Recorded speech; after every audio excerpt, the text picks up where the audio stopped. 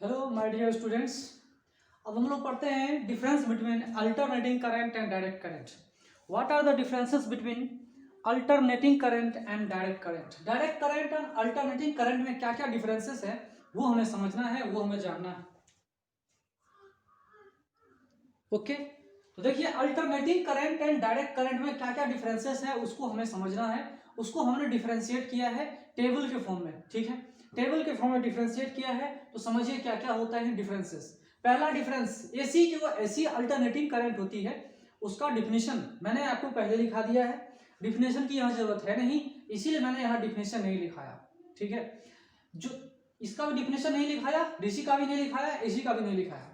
तो समझिए कि एसी का जो फ्रीक्वेंसी होती है इंडिया में वो 50 हर्ट्ज है, ठीक है। 50 हर्ट्ज, 50 हर्ट्ज का मतलब है 50 रोटेशंस पर सेकेंड, ठीक है। 50 हर्ट्ज का मतलब क्या है, इन 1 सेकेंड कितना रिपीट कर रहा है, एक बार में कितना रिपीट कर रहा है, ठीक है। फ्रीक्वेंसी कहते हैं 1 सेकेंड में कितने बार रिवॉल्यूशन कर रहा है, रोटेशन कर रहा है, उसे हम फ्रीक्वेंसी कहते हैं। एंगुलर फ्रीक्वेंसी है 2 इंटू फ्रीक्वेंसी, एंगुलर फ्रीक्वेंसी है ये omega 2 pi into frequency that is equal to 100 pi radian per second.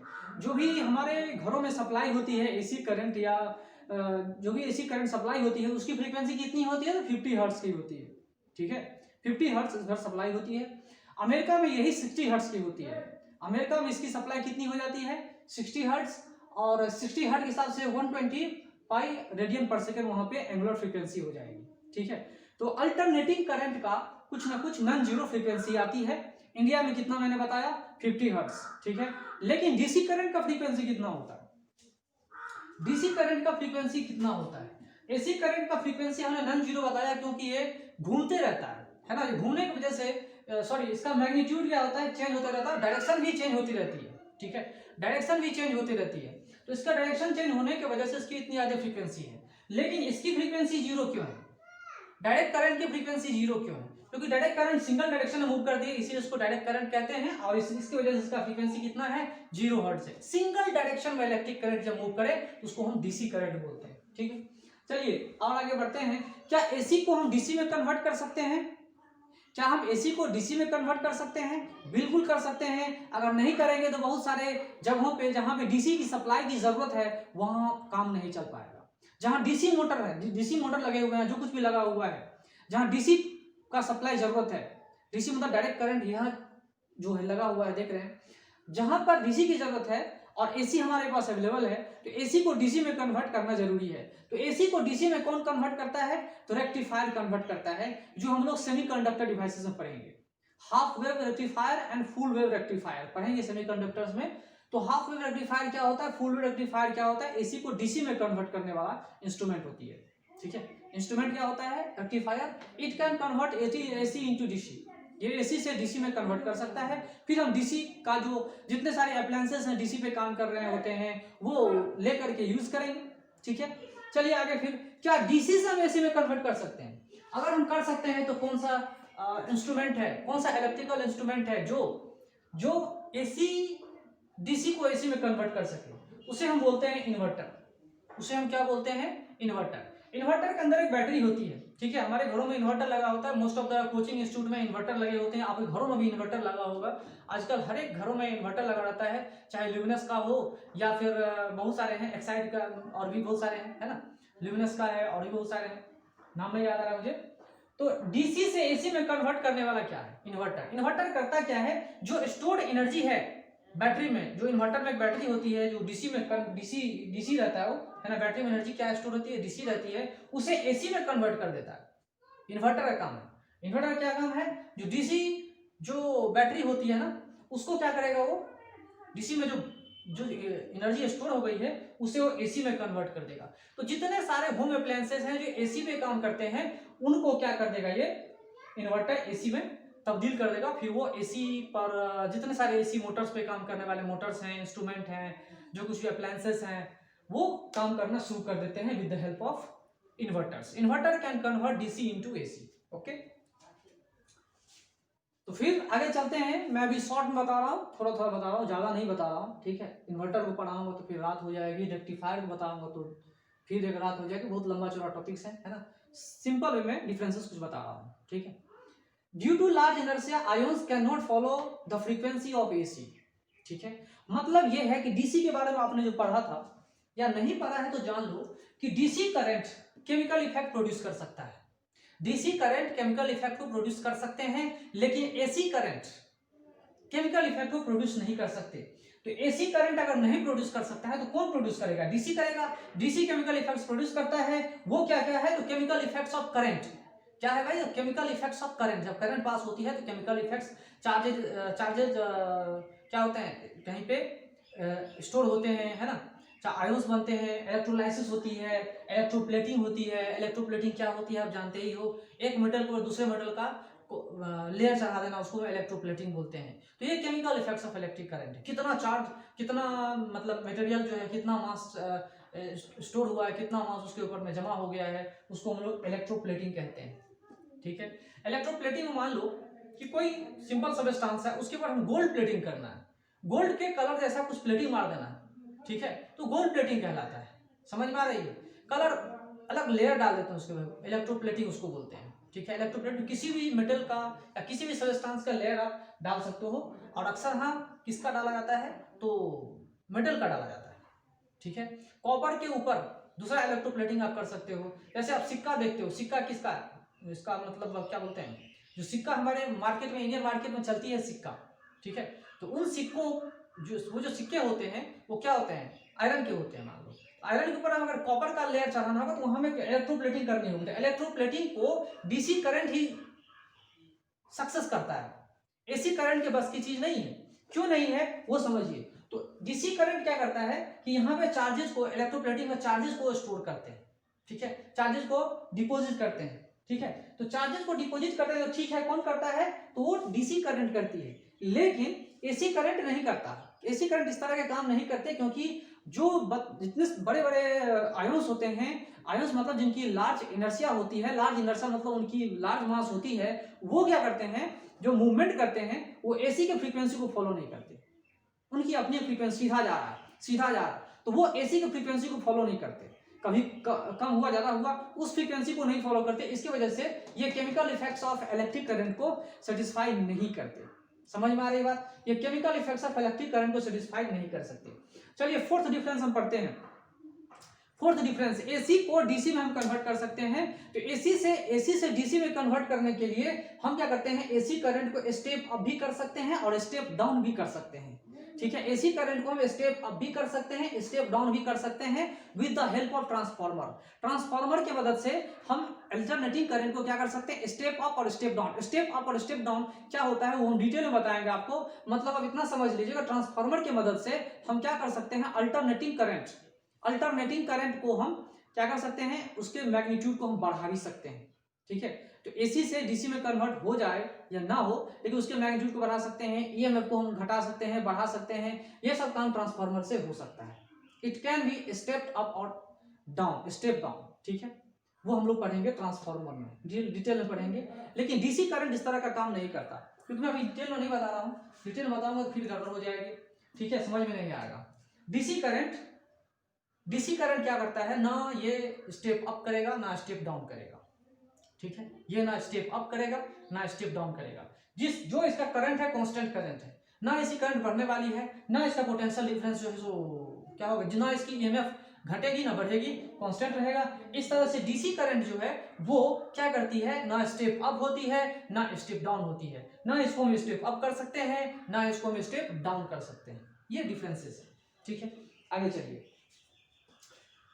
ये जो अल्टरनेटिंग करंट है, क्या इसको हम एमीटर से मेजरमेंट कर सकते हैं? अगर ये अल्टरनेटिंग करंट है तो उसमें अगर इलेक्ट्रिक करंट को मेजरमेंट करना हो तो क्या हम उसको एमीटर से मेजरमेंट करेंगे?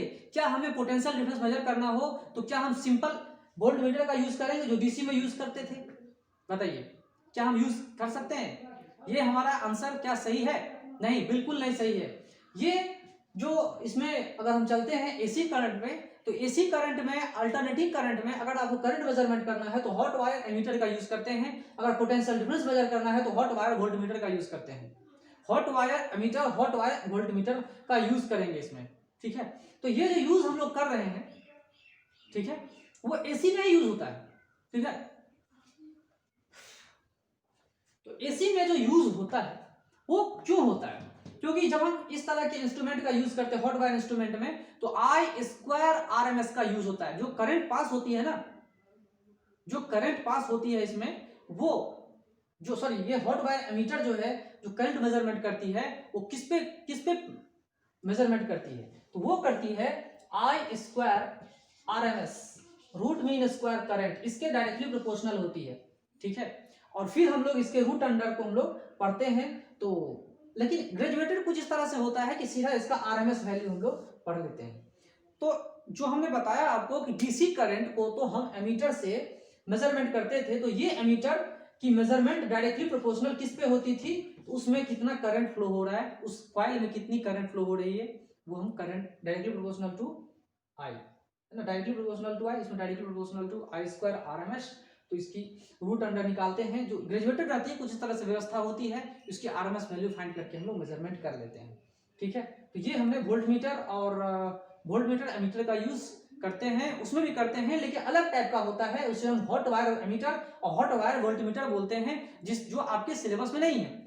ये आपके सिलेबस में है, इसको आप अच्छे से पढ़ोगे तो समझ में आएगा। ठीक है, तो इस तरह से आप वोल्ट मीटर का भी समझ सकते हो, वोल्ट मीटर भी करंट के ऊपर डायरेक्टली प्रोपोर्शनल है, तो इसमें भी आप समझ सकते हो वोल्ट मीटर को भी हम यूज करते हैं डायरेक्ट करंट डीसी में और पोटेंशियल डिफरेंस मेजरमेंट करने में। ठीक है, वोल्ट मीटर और एमीटर सिंपल वे में ये डीसी करंट को मेजरमेंट करने के लिए होता है, ना कि एसी को। ठीक है, चलिए कौन कौन सोर्सेस हैं वो बताइए, कौन कौन सोर्सेस हैं, कौन कौन सोर्सेस हैं? एसी जनरेटर, जो एसी जनरेटर जो बहुत सारे मैरिज हॉल में, मैरिज सेरेमनी में यूज होते हैं, पावर फेलियर होते हैं वहां पे एसी जनसेट यूज होते हैं। ठीक है, और पावर स्टेशन पे जो टरबाइन होते हैं ना, वो भी एग्जांपल्स हैं। पावर स्टेशन पर टरबाइन जो होते हैं, पावर स्टेशन में nuclear power station, hydro power plant station, इसके बाद thermal power station, hydro power plant station, इन सब सारे जगहों का हाइड्रो बोले sir, wind power station, wind power station पे भी ये टरबाइन को रोटेट किया जाता है।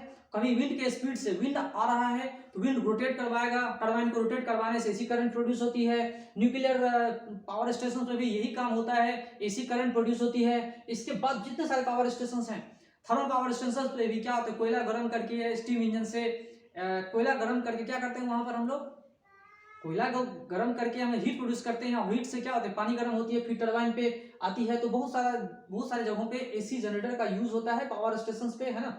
टरबाइंस का यूज, रोटेटिंग टरबाइंस का यूज होता है, इसमें रोटर्स लगे रहते हैं, रोटर्स रोटेट करेंगे, रोटेट करने के बाद क्या होगा, अल्टरनेटिंग करंट प्रोड्यूस होती है और हमारे घरों में आराम से सप्लाई होती है।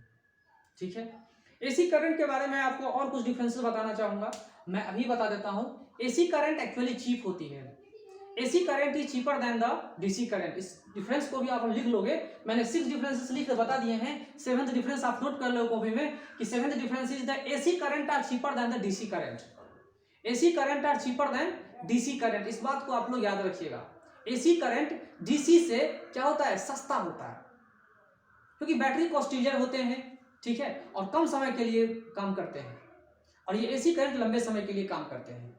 ठीक है, डेंजरस की बात करते हैं, डेंजरस कौन ज्यादा है, एसी करंट डेंजरस है या डीसी करंट डेंजरस है? ज्यादा डेंजरस मेरे नजर में एसी करंट है, आप सबके नजर में एसी करंट ज्यादा डेंजरस है। इसका पीक करंट बहुत ज्यादा है, इसका जो एक कांस्टेंट करंट है इससे कहीं ज्यादा इसकी पीक करंट और पीक ईएमएफ है, ये काफी खतरनाक करंट होता है। AC is more dangerous than DC. ठीक है, AC is more dangerous than DC. ज्यादा डेंजरस कौन सा है, एसी है। अच्छा, एसी को दूर तक ले जाने में कम एनर्जी का खपत होता है, कम एनर्जी खपत होता है, लेकिन वही डीसी को हम ज्यादा दूर तक ले जाएंगे तो खर्चा ज्यादा पड़ जाएगा, ज्यादा खर्चा पड़ जाएगा। ठीक है, तो देखिए यहाँ पे मैंने बहुत सारा एग्जाम्पल बताया। तो डीसी के सोर्सेस क्या क्या है, बैटरी है, थर्मोकपल्स हैं, सोलर सेल्स हैं, बहुत सारे चीजें हैं। बैटरी में बहुत सारे हैं, लीड एमएक्स ड्राई सेल है, बहुत सारे सेल्स हैं इसमें। रिचार्जेबल सेल होते हैं, नॉन रिचार्जेबल सेल्स होते हैं, थर्मोकपल्स होते हैं, सोलर सेल्स होते हैं, बहुत सारे एग्जांपल्स डीसी सोर्सेस का मैंने आपको बताया, और बहुत सारे सोर्सेस हैं। ठीक है, जो कांस्टेंट करंट देते हैं। इतना चीज तो मैंने आपको बता दिया। तो मैं अगर आपसे ये पूछूं, अब इतना सारा चीज जानने के बाद मैं आपसे एक क्वेश्चन पूछूं कि अगर कहीं पर फुल्ली चार्ज या कुछ चार्ज कैपेसिटर अगर बैटरी की तरह काम करे या करवाते हैं, ठीक है, तो उस जगह पर क्या वो कैपेसिटर वो कैपेसिटर क्या डीसी का काम करेगा या एसी का काम करेगा? बताइए। आप इस चीज को जरा सोचो कि कैपेसिटर जो फुल्ली चार्ज है, ठीक है, फुल्ली चार्ज है, अगर हमने किसी रेसिस्टर के अक्रॉस अगर हमने उसको कनेक्शन लगा दिया, ठीक है, तो क्या वो कैसे काम करेगा? क्या उसके अंदर में कांस्टेंट करंट होगी या नहीं होगी? इंडक्टर अगर हम रेसिस्टर के अक्रॉस कनेक्शन लगा दिया तो क्या उसमें करंट जो होगी, करंट जो होगी वो क्या होगी? अल्टरनेटिंग करंट होगा या डीसी करंट होगा या दोनों में से कुछ भी नहीं होगा? बताइए। डीसी तो होने से कांस्टेंट करंट तो फ्लो करेगी नहीं, ठीक है। अगर कैपेसिटर अगर लगा दिया आपने, ठीक है, तो कैपेसिटर लगाने के बाद क्या होगा? क्या होगा? क्या कांस्टेंट करंट देगा? क्या कांस्टेंट करंट देगा? नहीं देगा। फिर अगर आप कैपेसिटर या इंडक्टर को किसी दूसरे सोर्स से, तो कैपेसिटर जो है सोर्स ऑफ ईएमएफ है, मानता हूं मैं, इंडक्टर भी है सोर्स ऑफ ईएमएफ, लेकिन क्या ये अगर ये सप्लाई करेगा डीसी करंट होगा या एसी करंट होगा? मैं तो कहता हूं इन दोनों में से कुछ भी नहीं होगा, ना डीसी होगा ना एसी होगा, ठीक है। क्योंकि डीसी का कहानी है, डीसी की कंडीशन है कि कांस्टेंट करंट होनी चाहिए, लेकिन कैपेसिटर जो कांस्टेंट करंट नहीं देगा। चार्जिंग का कैपेसिटर पढ़ लो, डिस्चार्जिंग कैपेसिटर पढ़ लो, कांस्टेंट करंट नहीं देता, तो डीसी उसे कह नहीं सकते, अल्टरनेटिंग कह नहीं सकते, क्योंकि वो साइन की तरह से नहीं जाएगा, अपोजिट डायरेक्शन में मूव नहीं करता करंट, उसे हम एसी करंट भी नहीं कह सकते। ओके, समझ में आ रहा है? ठीक है, तो best of luck for your examination.